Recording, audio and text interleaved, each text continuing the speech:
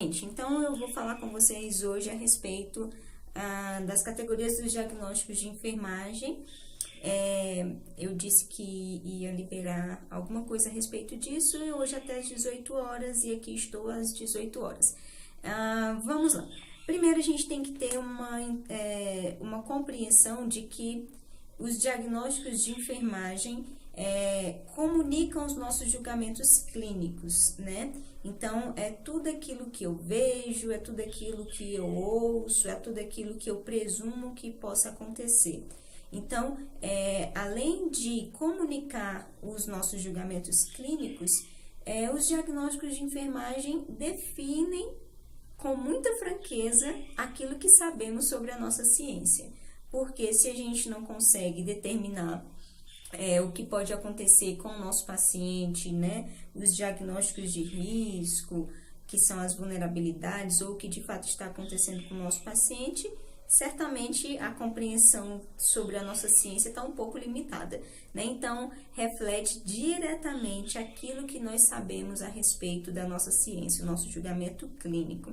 E aí, como diagnósticos de enfermagem, nós temos, portanto, o julgamento de todas as experiências do indivíduo, família, coletividade e também, além das experiências, as respostas quanto a problemas de saúde, né? E também quanto a processos de vida. Então, quando eu falo em diagnósticos de enfermagem, eu falo justamente da compreensão clínica minha como enfermeira a respeito das experiências, respostas individuais ou também da família, grupo, coletividade, quanto a problemas de saúde e também processos de vida. Então, é importante que a gente compreenda a respeito disso para que a gente não fique um pouco limitado ou com dificuldade na hora de determinar os nossos diagnósticos de enfermagem. Bom, os diagnósticos de enfermagem possuem categorias. Até antes do novo NANDA, de 2018 e 2020, nós tínhamos 3 categorias, que eram diagnóstico real, diagnóstico de risco e diagnóstico de promoção, diagnóstico de enfermagem em promoção da saúde. Nesse novo NANDA de 2018 e 2020, acrescentou-se uma nova categoria de diagnóstico de enfermagem intitulada diagnóstico de enfermagem em síndrome, que é justamente o acréscimo de outros diagnósticos de enfermagem como característica definidora. Nós vamos ver isso um pouquinho mais adiante. Mas antes da gente chegar no diagnóstico de síndrome, eu acho que vale a pena eu explicar para vocês um pouquinho mais sobre as outras categorias já existentes, né? Para a gente conseguir ter uma comparação entre elas. A primeira categoria interessante e que eu acho que é a mais fácil, facilita a gente compreender as outras categorias, é o diagnóstico real. Quando a gente fala em diagnóstico real, obrigatoriamente nós estamos falando de situações instaladas. São situações que de fato estão acontecendo. Então, é um julgamento clínico a respeito da resposta humana indesejável às condições de saúde ou então processos de vida. Então, por exemplo, débito cardíaco diminuído é uma resposta humana indesejável à condição humana, à condição de saúde. Essa é uma situação de fato instalada, então é um diagnóstico real. Além disso, desse conceito, é importante a gente compreender que o diagnóstico real, ele também aborda não só o indivíduo, mas também a família, o grupo ou a comunidade. Então, o diagnóstico real, a avaliação do problema instalado, não é apenas ao paciente que está conosco no intra-hospitalar, mas também a sua família, também a comunidade a qual ele está inserida, ao grupo da qual ele pertence. Além disso, o diagnóstico real possui uma estrutura fundamental, que é necessariamente a existência de um fator relacionado e uma característica definidora. Portanto, uma situação real instalada, obrigatoriamente eu tenho que determinar qual foi a possível causa etiológica daquela situação e também as manifestações clínicas, que são as características definidoras. Então, por exemplo, perfusão tissular periférica ineficaz.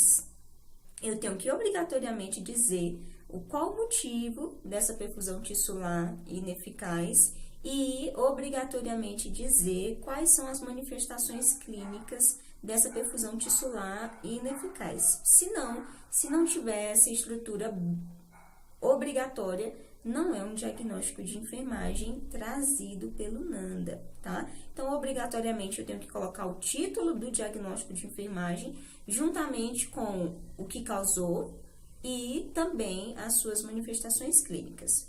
Essa é a primeira categoria de enfermagem. A segunda categoria de enfermagem é quanto ao diagnóstico de risco. O diagnóstico de risco é uma avaliação clínica, um julgamento a respeito das vulnerabilidades às respostas humanas indesejáveis, né? As condições de saúde ou processos de vida. Então, respostas indesejáveis às condições de saúde e processos de vida. Quando eu falo em diagnóstico real, é o que de fato está acontecendo.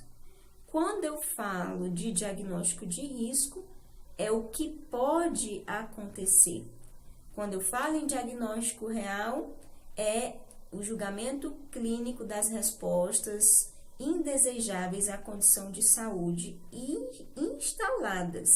E quando eu falo em diagnóstico de risco, é a vulnerabilidade, é a possibilidade, é o risco, de fato, de eu avaliar ou identificar no meu paciente, família ou coletividade, respostas indesejáveis ao processo de saúde e também de processos de vida, tá?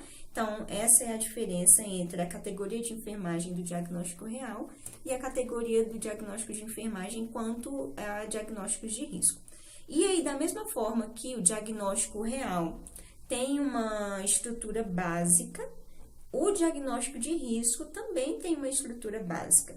Então, no diagnóstico real, obrigatoriamente eu tenho que ter fator relacionado e características definidoras. E no diagnóstico de risco, obrigatoriamente eu tenho que ter fator relacionado, né? Que são as possíveis etiologias. Por que obrigatoriamente é fator relacionado que eu tenho que ter? Se é uma vulnerabilidade, se existe uma possibilidade de acontecer, eu não tenho como mensurar as manifestações clínicas. Então, eu não tenho como mensurar as manifestações clínicas de uma possibilidade do paciente cair, né? Então, seria, por exemplo, um diagnóstico de enfermagem risco de queda. Risco de queda relacionado ao quê? Pode estar relacionado a uma avaliação por Glasgow, uma avaliação neurológica ruim. Então, eu percebi que a condição neurológica do meu paciente começou a diferenciar do momento que eu comecei a avaliar ele, ou é um paciente idoso que já tem um risco de queda, né, próprio à sua condição de saúde. Então, eu não tenho como dizer que esse paciente caiu, sendo que ele não caiu, né? Então, no diagnóstico de risco, eu só tenho possibilidade de cair. Eu só tenho uma causa que leva à possibilidade de cair. Eu não tenho, de fato, as manifestações clínicas desse paciente. Quanto à queda, né? Algo ainda pode acontecer. Não aconteceu. Tá? Então, essa é a estrutura básica do diagnóstico de risco. Então, eu tenho uma possibilidade. Portanto, obrigatoriamente, o diagnóstico de risco tem que ter fator relacionado, tá? Obrigatoriamente, o diagnóstico real tem que ter o fator relacionado e características definidoras. E o diagnóstico de risco, obrigatoriamente, tem que ter o fator relacionado. E aí, nós temos como terceira categoria de diagnósticos de enfermagem, o diagnóstico em promoção da saúde. O diagnóstico em promoção da saúde também é o julgamento clínico que nós vamos realizar a respeito da motivação, do desejo do paciente, da família e coletividade em aumentar o seu bem-estar, né? Em atualizar o seu potencial de saúde humana. Então, quando eu falo em diagnósticos de promoção da saúde, são diagnósticos que avaliam o desejo, a disposição da família, coletividade, indivíduo ou comunidade em aumentar o seu bem-estar e também manter-se saudável. Obrigatoriamente, tal qual os outros, o diagnóstico em promoção da saúde tem uma estrutura básica que é características definidoras. Então, no diagnóstico em promoção da saúde, eu tenho como obrigação a colocar fatores, as características definidoras. Nesse diagnóstico, eu não vou ter fator relacionado. Eu não tenho como mensurar de forma lógica ou entendível por todos os profissionais que vão avaliar aquele paciente o motivo pela qual ele escova os dentes 6 vezes ao dia. Eu não tenho como avaliar qual é a causa desse comportamento, mas eu tenho como avaliar a característica de disposição melhorada para um autocuidado, que é a higiene oral 6, 7 vezes ao dia. Então, nesse diagnóstico de enfermagem, que é o diagnóstico em promoção da saúde, eu não determino relação, mas eu vou determinar características definidoras, que são as manifestações, tá? E, por fim, nós temos o diagnóstico em síndrome, que foi adicionado recentemente no NANDA, pelo NANDA, na última atualização dele, que é de 2018 até 2020, portanto, sendo agora não só 3 categorias de diagnósticos de enfermagem, mas sim 4 categorias de diagnósticos de enfermagem, sendo, portanto, diagnóstico em síndrome a 4ª.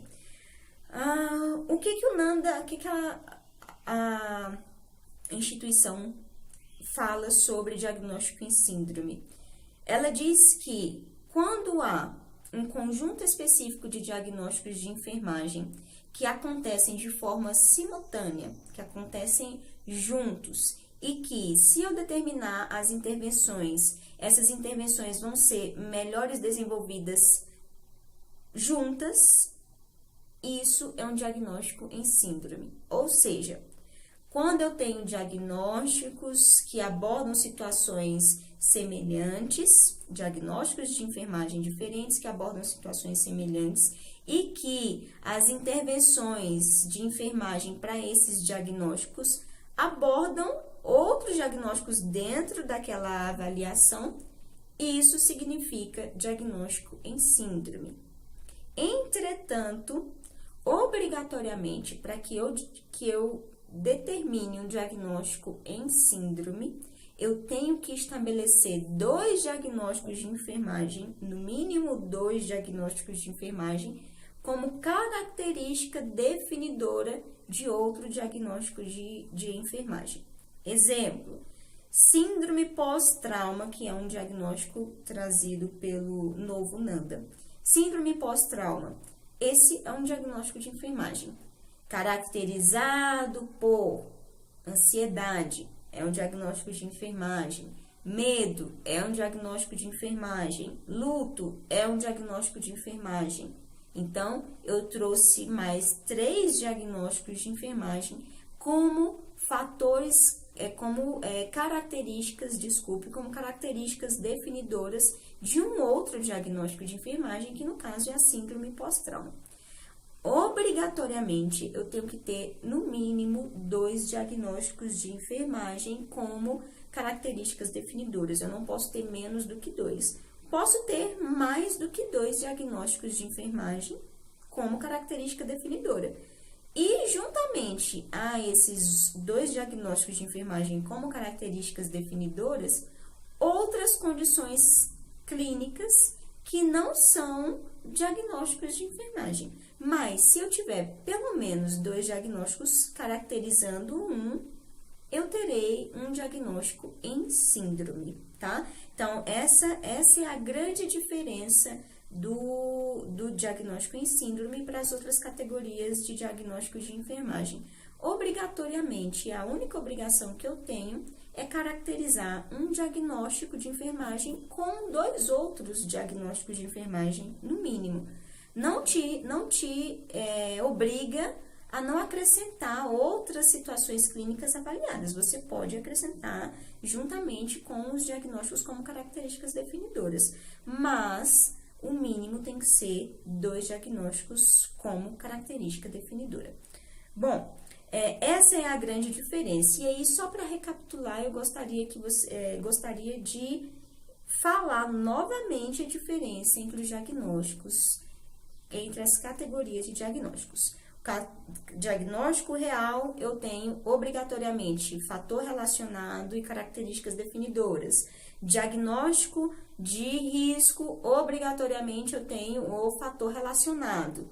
Diagnóstico em promoção da saúde, obrigatoriamente eu tenho características definidoras. E diagnóstico em síndrome, obrigatoriamente eu tenho 2 diagnósticos, o mínimo de 2 diagnósticos, como característica definidora de um diagnóstico prévio. Novamente o exemplo, síndrome pós-trauma caracterizado por ansiedade, medo e luto. Tem 3 diagnósticos de enfermagem caracterizando a síndrome pós-trauma. Então, essa situação, esse diagnóstico é considerado um diagnóstico em síndrome.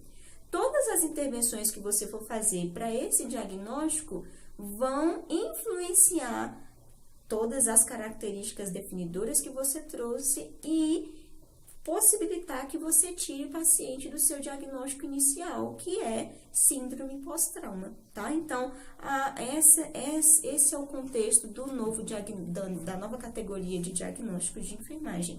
Eu tenho, portanto, que categorizar 2 diagnósticos de enfermagem como característica definidora de um diagnóstico prévio. Bom, eu espero que vocês tenham compreendido um pouco mais sobre categorias dos diagnósticos de enfermagem. Eu vou providenciar um outro vídeo ensinando vocês a estabelecer alguns outros diagnósticos em síndrome. Eu vou, felizmente, enveredar um pouco mais para a minha área, que é a terapia intensiva. Então, eu vou, no próximo vídeo, trazer alguns outros diagnósticos em síndrome para a área de terapia intensiva. E aí, vou trazer outros exemplos também para contextualizar e fazer com que a gente aprenda um pouco mais a respeito dessa nova categoria, que, ao meu ver, facilita demais a nossa abordagem clínica, né? Eu agrupo algumas situações, ou agrupo vários diagnósticos de enfermagem que possuem as mesmas intervenções. E aí diminui aquele processo de enfermagem extremamente longo, com vários diagnósticos de enfermagem imprescindíveis para o paciente, e trago as mesmas necessidades de intervenção, mas de uma forma mais contextualizada e também condensada, né? Não menos importante, mas mais objetiva. Bom, gente, eu espero que vocês tenham gostado, é isso. Até a próxima oportunidade, que vai ser em breve, ainda essa semana quero trazer até quinta-feira o próximo vídeo, ensinando vocês a fazer outros diagnósticos em síndrome, tá? Outros diagnósticos de enfermagem em síndrome. Até mais, gente!